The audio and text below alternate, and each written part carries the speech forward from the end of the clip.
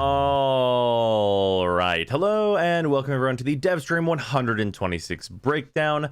There was stuff on this stream, and it's really one of those mixed bag dev streams, I'm going to say, because there's a lot of good, there's a lot of and there's a little in here. So we're just going to get started talking about it, starting out with some very good news, which is a Vauban rework and a little bit more in depth about that. So this is, thankfully for Vauban, going to be a total kit redo and is in the works for him. Vauban, of course, a very old Warframe at this point, is in need of a touch-up because what he does is just CC. And the game really wants you to do CC and also at least one other thing in order for a Warframe to really be like in a competitive way and like being good at many things, which is kind of what's required of Warframes as it stands now. So that's good. Vauban getting some changes. That will be very beneficial to anyone that wants to play as Vauban and have, like, you know, a real effect on a mission. So that'll be great.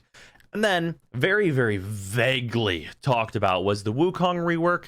That is vaguely happening. There's some words in the mist that a Wukong rework could possibly be a thing. That Wukong's name will no longer be Defy, which is how it is right now. Maybe really feels like a thing that could maybe happen, not a thing that definitely is happening, like how they talked about the Vauban rework. But hey, maybe the monkey will eventually be good. We can all hope. And then we got even more Warframe news, which is Wisps Abilities, and these abilities are a mixed bag, I'm going to say. So her one is the most complicated of her abilities. It works like Ivara's quiver ability in that you can change types of what you're using in it. And these are reservoirs, as they're called. And basically what you do is you hit one and you place down a thing that spawns these little pod looking things. And you pick up the pod and it gives you a buff. And there are appearing to be 6 buffs that you can put down. And that's fine and all. The buffs seem to range from a crowd control thing that zaps enemies that are near you to stun them, from like health regeneration to what appeared to be a health buff. A few different things in there as buffs you can pick up. The thing about this is that whenever you drop these things, they're stationary, which means that in most of Warframe, which is a very mobile game, obviously, you are moving through levels very quickly. So dropping these buffs and then picking them up and then having the thing that you dropped spawn more, it spawning more usually isn't going to matter at all. So the buffs are going to need to really, really be worth it because you have to kind of like stop and place them in order to get the buffs from these things. That's interesting, but I don't know if it'll really work out for more of the fast-paced missions. This might be more of a thing that's only really useful in like interception, defense, and like maybe survival if you're kind of camping. But it seems like it's going to be really dependent on if the buffs are extremely strong, whether or not this is a good ability, which will work into some of the other things we're about to talk about. But not her 2. Her 2, standalone as an ability, seems really good. Basically, you shoot out a moving decoy that enemies will shoot at, and you go invisible while you're casting it. And then if you repress the ability, you will teleport to your kind of ghost form deal. And then when you teleport, it will stun all the enemies around where you teleport to. So that's really good. It seems super safe, seems good for getting in with melee type stuff. Seems just like a generally useful tool ability that you could put on a Warframe like this and have a good time. But then we get into the synergy ability with her 1.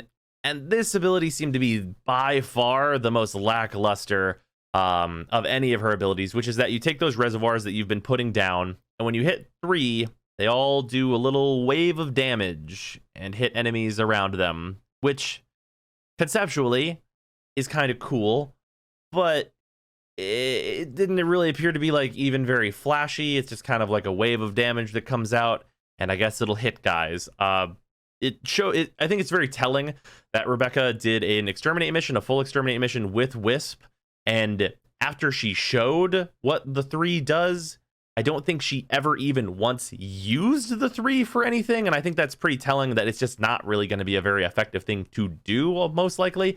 So hopefully that sees some kind of buff / change before that comes out, because it seemed extremely lackluster. And then we have her 4. So her 4 is really counter to everything else she seems to have, and is very kind of counter to her very like ghosty look and all that. But what she does is she opens a portal to the sun, and then she shoots a giant sun Kamehameha at people, and it kills them. And it looked really cool, but it really felt like an ability for a different Warframe. It feels a lot like Revenant's 4, in that it's like, where did this ability really come from, and why is it like this?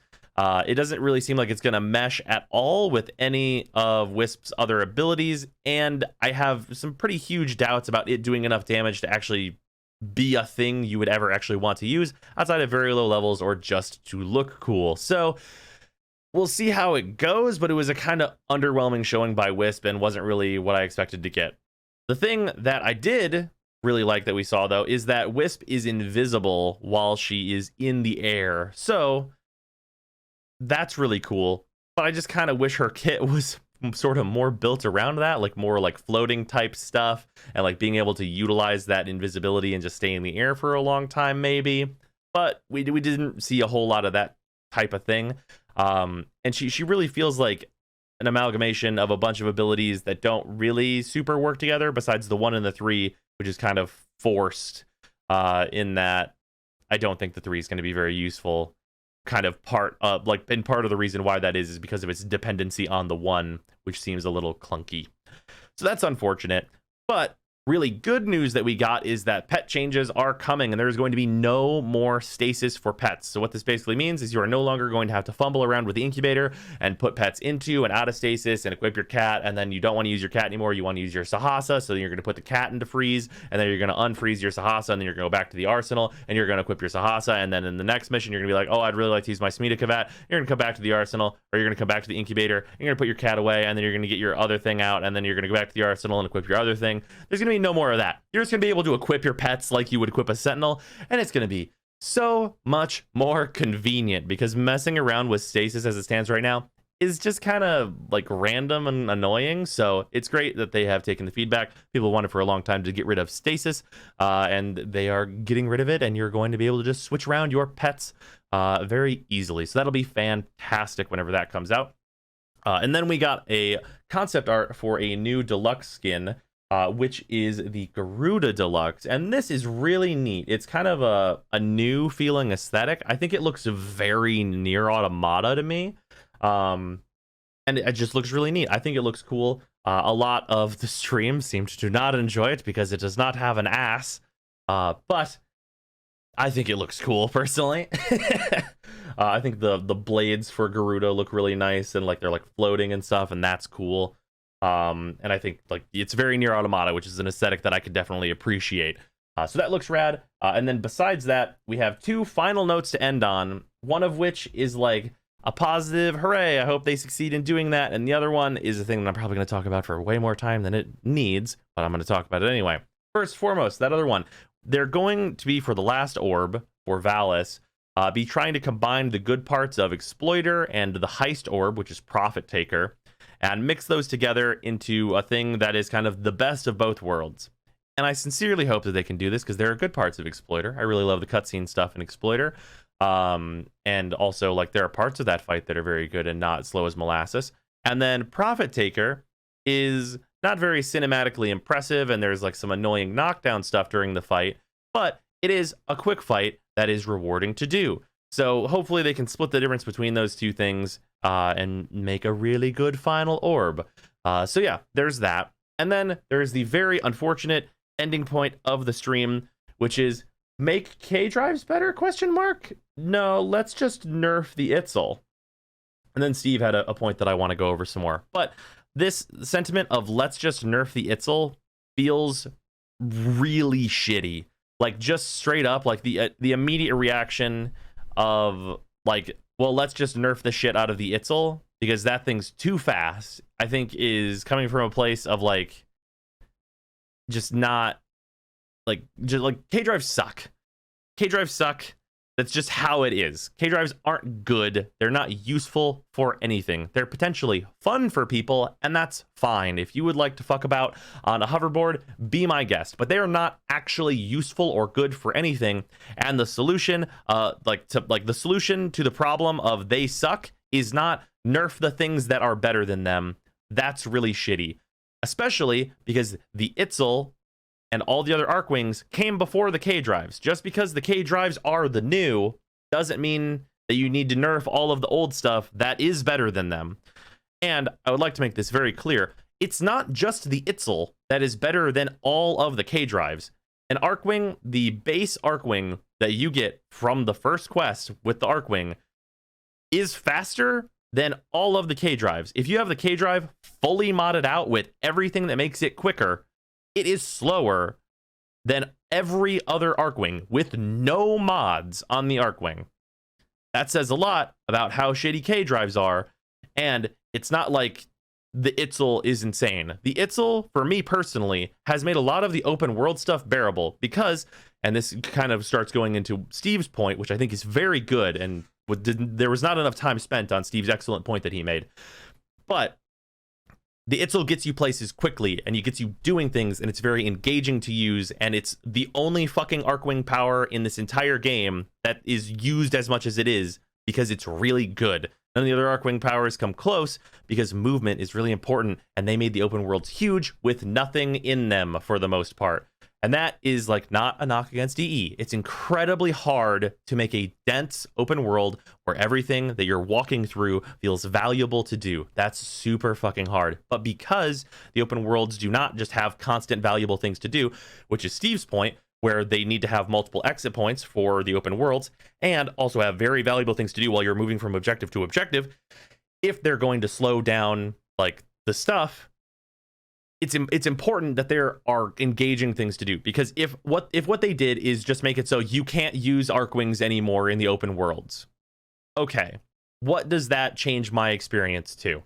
That changes my experience to I'm still not using a fucking K drive because my operator is faster than a K drive and I can parkour faster than a fucking K drive. So I'm still not using the K drive. That's a problem, because clearly if you're going to nerf all the Arcwings, you want me to use a K drive. Still slow as shit. So that's not going to work out.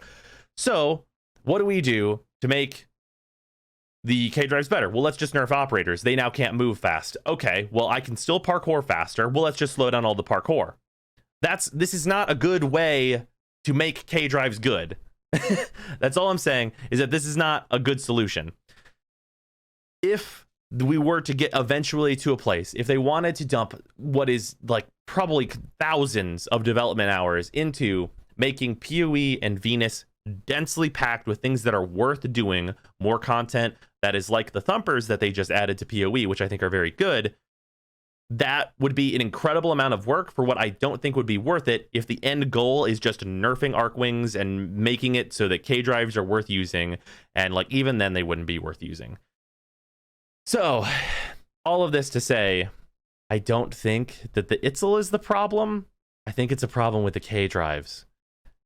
And it is a problem with the K drives. The K drives suck. Like, I don't think the Itzel being fast and being a good way to move about and being like really convenient and fun is an issue.